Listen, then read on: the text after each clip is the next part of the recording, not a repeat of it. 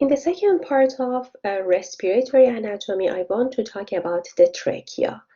The trachea or a windpipe is a flexible, slightly rigid tubular organ, as you see in this picture.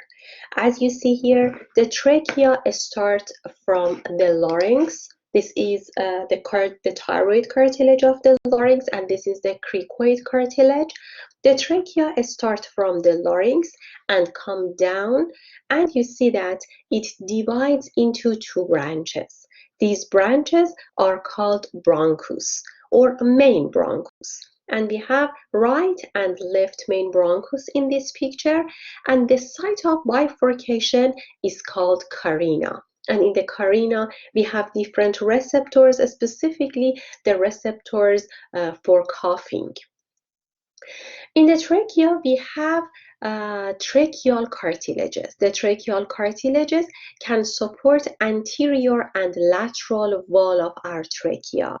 This cartilage is a C-shaped cartilage, and you can see this C-shaped cartilage in this part, and the ends of this C-shaped cartilage are attached together with a smooth muscle which we call it trachealis muscle, and the esophagus in the posterior part of trachea is rest on the trachealis muscle.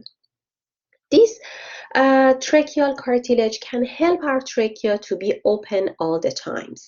And these rings are connected together by a ligament, which we call them annular ligament. And you can see these annular ligaments between all of the cartilages in our trachea.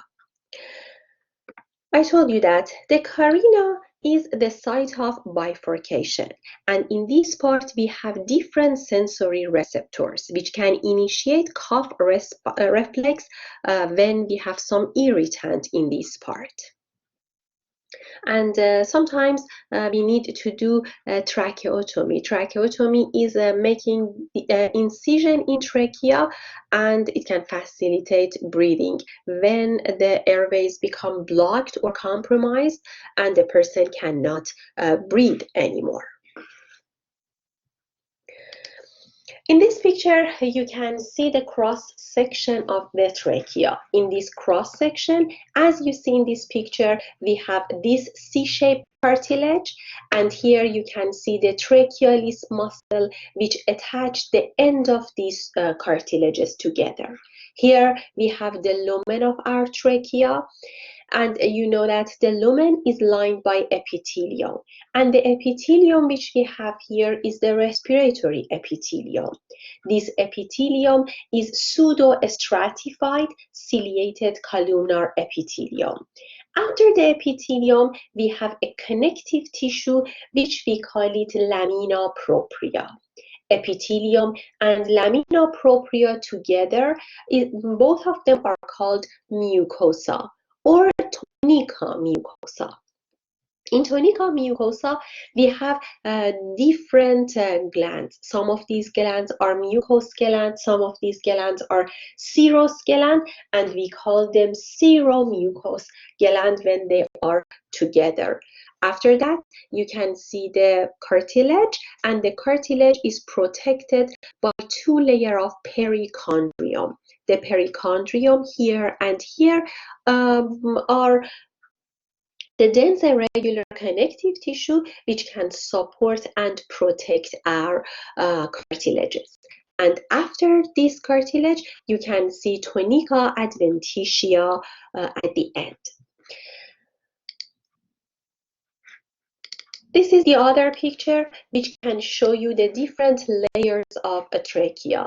First, you can see the epithelium, pseudo-stratified ciliated columnar epithelium. Beneath the epithelium, we have basement membrane, and after basement membrane, we have lamina propria. Lamina propria, basement membrane, and pseudo-stratified ciliated columnar epithelium together are called tunica mucosa. After tunica mucosa, you can see tunica submucosa with seromucous gland. We have many blood vessels, nerve, serous and mucous gland, and also lymphatic tissue. The location of tracheal cartilage is in the submucosa. And after that, we have adventitia, which is areolar connective tissue, and we have many elastic fibers there. So we call it elastic connective tissue. Again, in this picture, you can see the histology of trachea. You have the ciliated columnar epithelium. You can see seromucous gland here in the submucosa, and this connective tissue beneath the epithelium is called lamina propria. After that, you have hyaline cartilage. In the hyaline cartilage, you know that you have chondrocyte in the center, in the cavity of lacuna, and you have chondroblast in the peripheral part, which are oval shape in the oval lacuna. And you can see here and here the connective tissue, which we call them perichondrium. And after that, we have adventitia, which is the fibroelastic tissue. After the trachea, we have a different types of bronchus, and we have a tree which we call it bronchial tree. And now I want to talk about this tree for you. Look at here. This is the trachea. I told you that the trachea bifurcates into two main bronchi. Here we have a right, and here we have left bronchi. The main bronchi come down and it divides to different branches. We call them lobar bronchi. The other name of main bronchi is primary, and the other name of lobar bronchi is secondary bronchi. Then the secondary bronchi split into segmental bronchi or tertiary bronchi. The tertiary bronchi or segmental again splits to a smaller bronchi. What happens when we come down from trachea to these smaller bronchi? As you see here, the diameter of our tube decrease and decrease when we come down and deep in our lungs. And you see that first we have a ring of cartilage, C-shaped cartilage. But when we come down, this ring is broken down to small pieces. And the number of these pieces and their size decrease and decrease and decrease. And we reach a part where we don't have any cartilage. When you don't have any cartilage, when your cartilage is finished in this part, your bronchiole starts.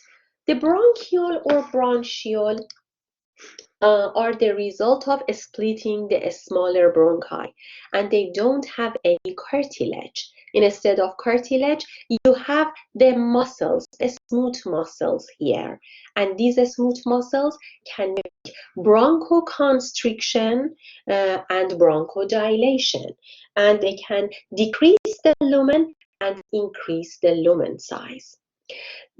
The bronchiole continues to make terminal bronchiole. The terminal bronchiole continue with respiratory bronchiole. And then we have alveolar duct and alveoli.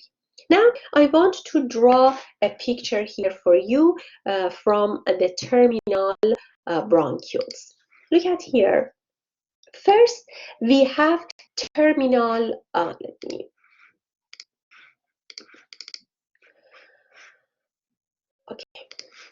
First, we have terminal bronchiole. After that, you can see some bubbles in the wall. These bubbles are actually the alveoli. When we reach this part is called respiratory bronchiole. After that, we have a part full of alveoli, like this. We call this part alveolar duct. After the alveolar duct, you reach a sac-like structure. and we call it alveolar sac. And alveolar sac contains many bubbles, and each of these bubbles is one alveolus or air sac. So this is the longitudinal section from the first terminal bronchiole, then we have respiratory bronchiole. You see you have appearance of these air sacs or bubbles. Then you have alveolar duct. After that we have alveolar sac, and our alveolar sac contains many alveolus or air sac. When we come down, the changes are like this. The diameter decrease. The amount of cartilages decrease. The C-shaped cartilage is broken down to small pieces. And when the cartilages are done, we have bronchioles. We don't have any bronchs anymore.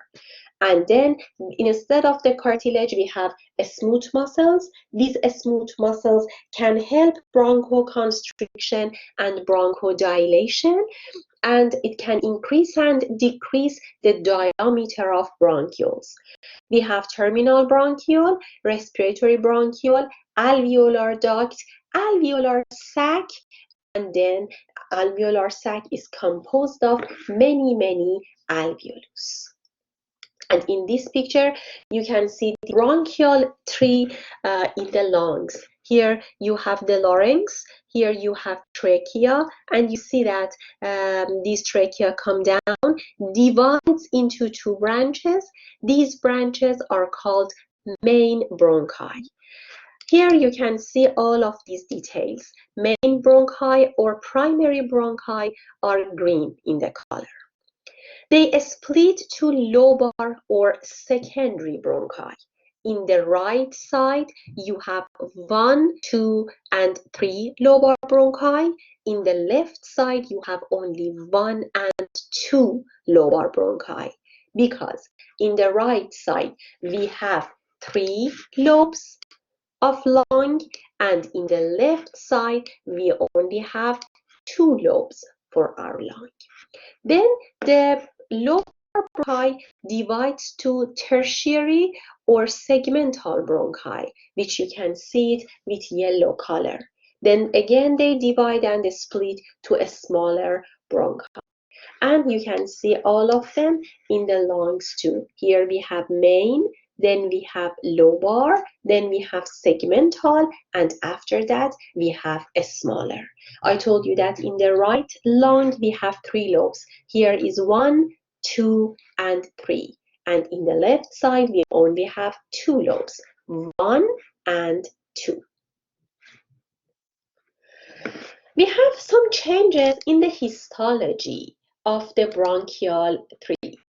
First, in the in the trachea, in the inferior part of our larynx, main and lobar bronchi, our epithelium is like our nasal cavity, sinuses, and nasopharynx. The epithelium is pseudostratified ciliated columnar epithelium. After that, our epithelium changed to simple ciliated columnar epithelium. We have it in segmental bronchi, a smaller bronchi, and larger bronchioles. You see that the thickness of epithelium decreases. Then you can see the epithelium become thinner. It becomes simple ciliated cuboidal epithelium, which we have it in terminal and respiratory bronchioles. And we have cilia here. And then in the alveolar duct and alveoli, we have simple squamous. The other changes which we have in the bronchial tree is the changes in the mucosa. We have decrease in the thickness of mucosa from pseudostratified to simple squamous. And this type of epithelium is thin enough to do exchange of gases. We have 2 types of bronchitis. One type of bronchitis is called acute and one type is called chronic.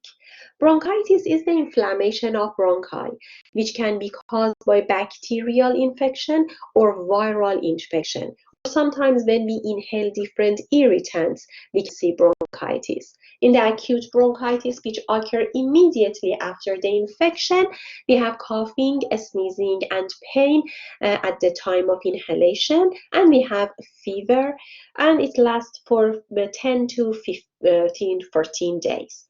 And the other one is chronic bronchitis, which occur after long-term irritant exposure.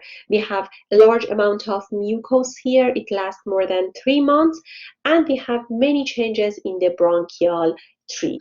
And when we have this chronic bronchitis, the other future bacterial infection can make more problems for that patient.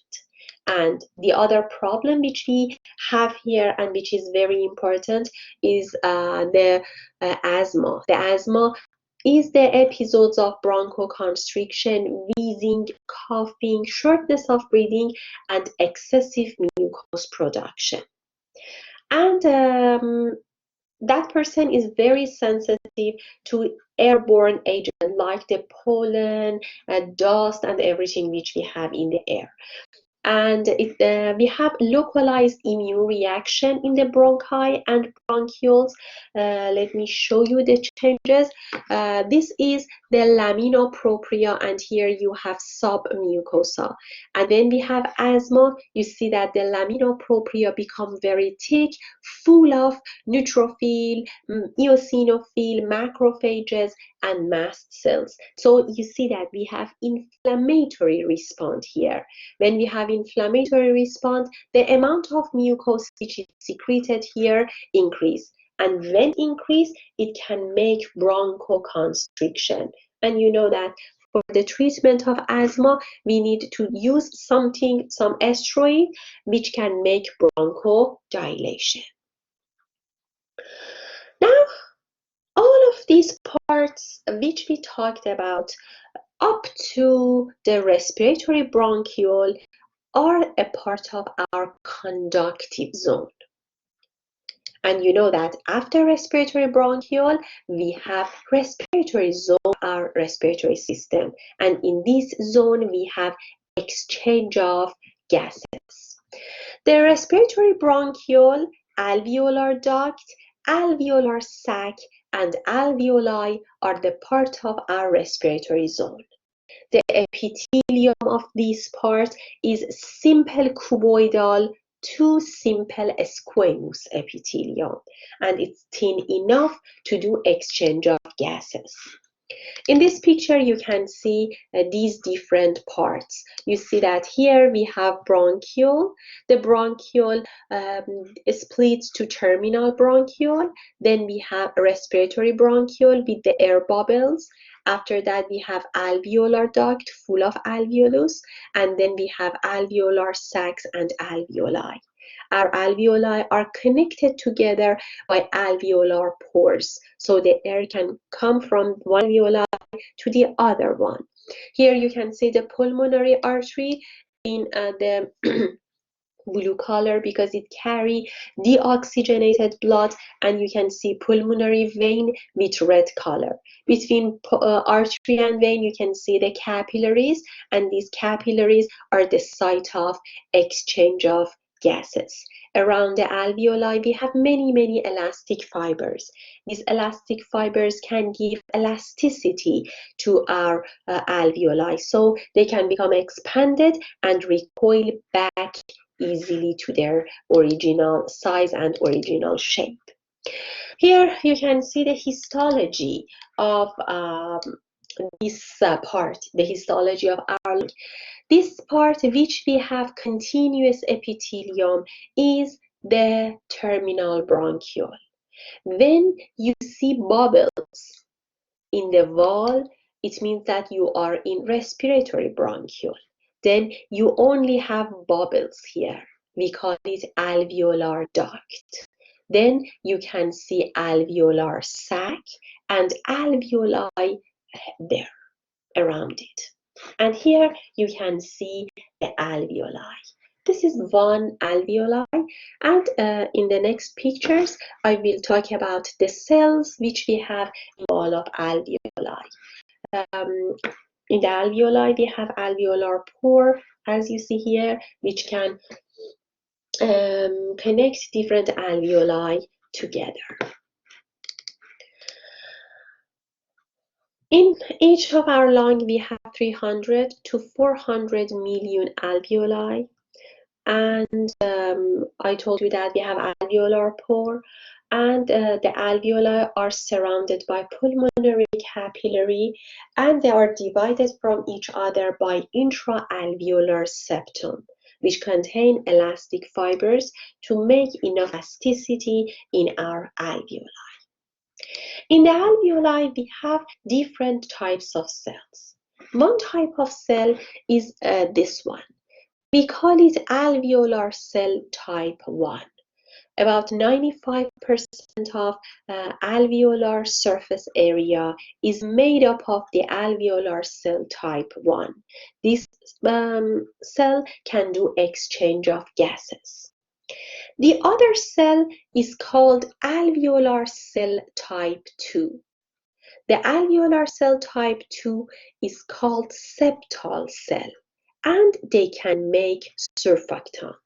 But what is surfactant? You know that in the inhaled air, we have droplet of water. Imagine that here are droplet of water.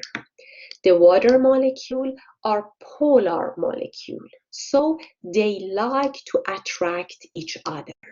And when they do this attraction, we have collapse or closing of these alveoli.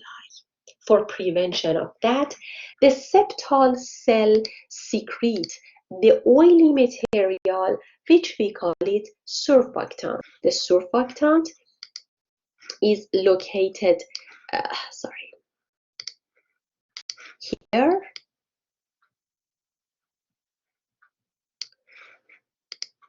On the water molecule,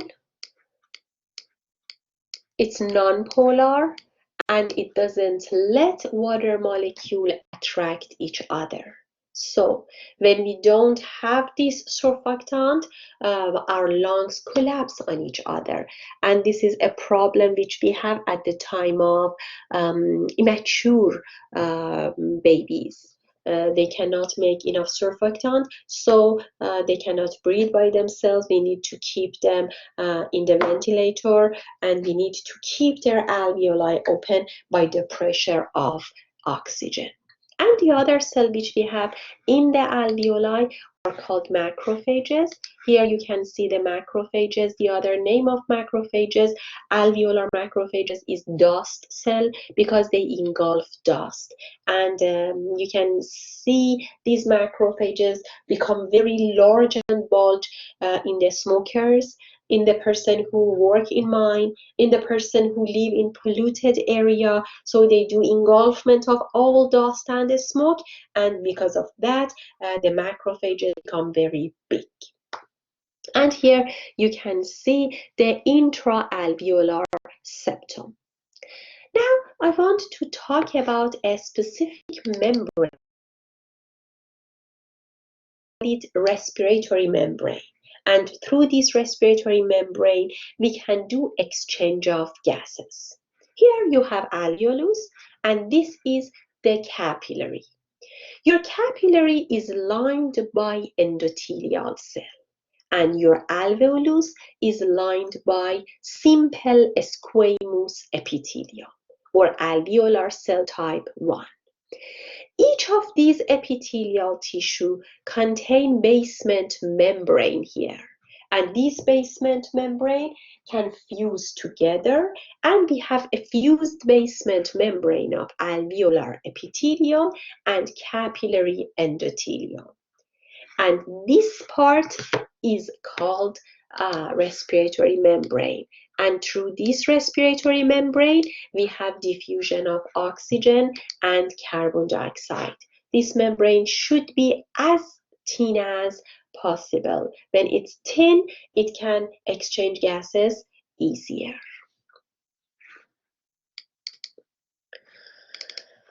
Now you can answer these questions. What makes one speech sound have higher pitch than the other? We talked about this question in the part of the larynx.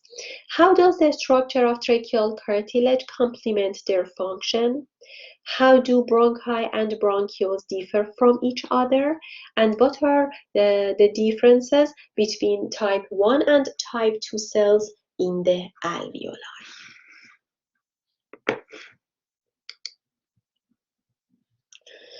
The next part is about the lung. The lung are located in our thoracic cavity on either side of the mediastinum, and it can house the bronchial tree and all respiratory portion of the respiratory system. In this picture, you can see the shape of our lung. The lung has a tapered part in top, which we call it apex, and it contains a flat part in bottom, which we call it base of our lung. The lungs are rested on the diaphragm. The right lung contains 3 lobes, and the left lung contains 2 lobes. Here you can see the mediastinal surface of the lung. Here you can see the costal surface of the lung, and this part can show you the diaphragmatic surface of our lung. In the medial view of the lung, we have a part which we call it hilum or hilus. This hilum is a place where the pulmonary arteries and veins pass, where the main bronchus come to the lung, and where the bronchial arteries and bronchial veins, which are a part of our systemic circulation, can pass. And I told you that we have different surface for our lung. One surface is soft and lateral. We call it costal surface. It's located adjacent to our ribs. Let me show you the previous picture here. You can see the costal surface again. The mediastinal surface is toward the mediastinum, and the diaphragmatic surface is adjacent to our diaphragm. These are the different surfaces which we have for our lung. In this picture, you can see the right and left lung. Right side, we have 2 fissures. This fissure can separate the lobes from each other. The first fissure is called horizontal fissure, which can separate the superior lobe from the middle lobe. And the other fissure is called oblique fissure, which can separate the middle and inferior lobe from each other. And on the left lung, you can see the superior and inferior lobe, which are divided from each other by the oblique fissure. And here you can see the medial view. This part is the hilum, and you see that the arteries and veins can pass through this part. Here you have diaphragmatic surface, and this surface is costal surface.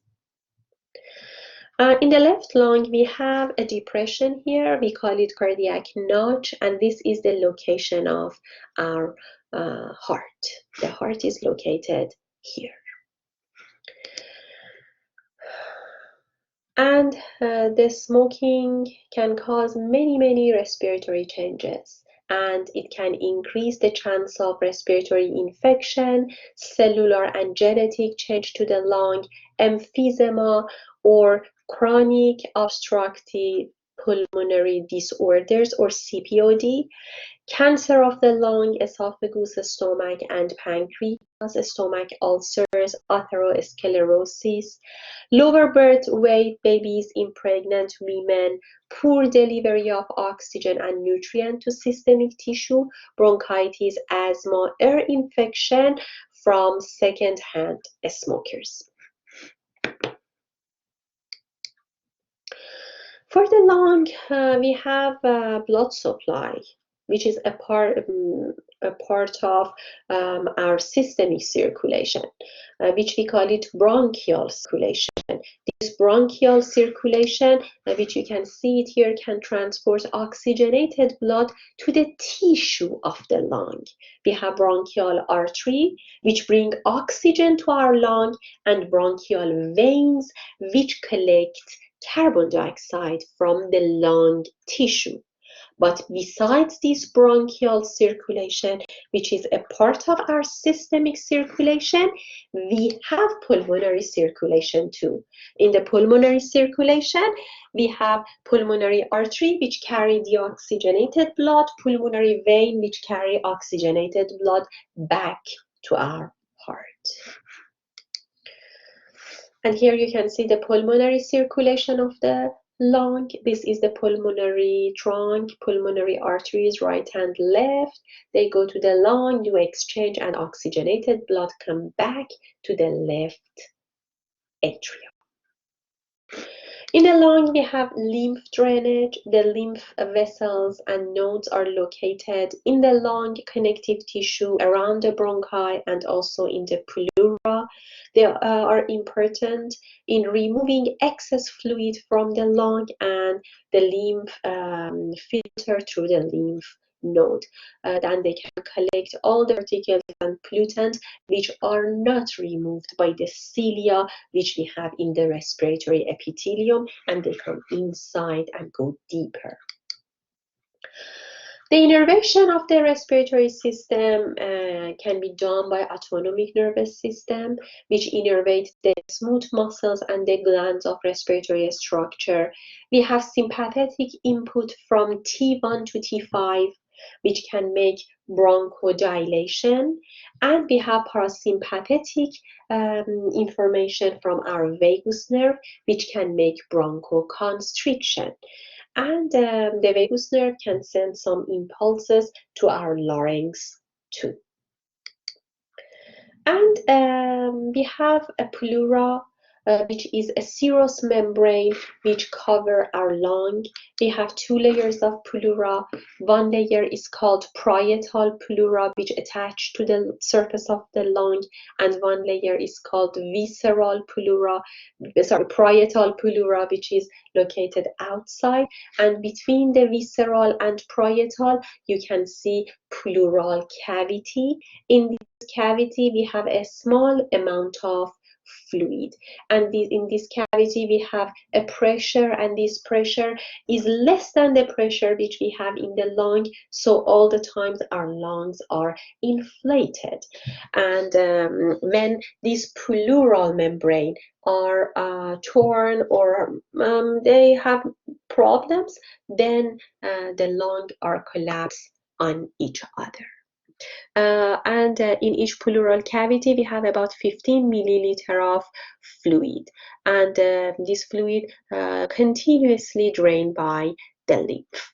And we have a problem for this pleura, which we call it pleurisy. Pleurisy is the inflammation of the pleural membrane, and it can be severe chest pain with breathing, inflamed membranes with increased friction between visceral and parietal pleura, and usually only one side has problem.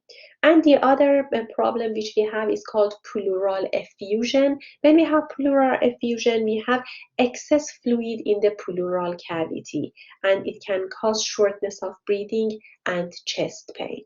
And we have some potential causes for pleural effusion, and one of them is the failure of the left side of our heart, pulmonary embolism, and cirrhosis of the liver.